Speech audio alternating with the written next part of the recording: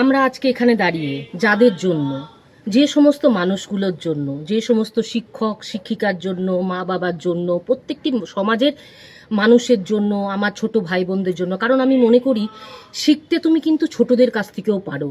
তুমি কিন্তু নীতিবোধ, তোমার সব কিছু তুমি কিন্তু শিখতে কিন্তু ছোটদের কাছ থেকেও পারো। শেখার কিন্তু কোনো বয়স নেই বন্ধুরা।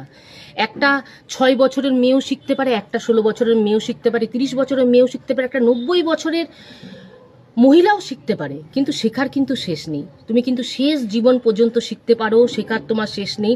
মানুষ সেই যে নতুন করে কোনো কিছু ভালো জিনিস দেখে শিখে নেয় এবং নিজেকে নতুন করে গড়ে নেয়। সেই দিক থেকে নিজেকে কিন্তু রূপান্তর করতে হবে, বারবার ভাঙতে হবে, গড়তে হবে, এরকম করে কিন্তু এগিয়ে যেতে হবে। এরকম করে কিন্তু এগিয়ে গেলে তুমি কিন্তু শ্রেষ্ঠ মানুষ হবে।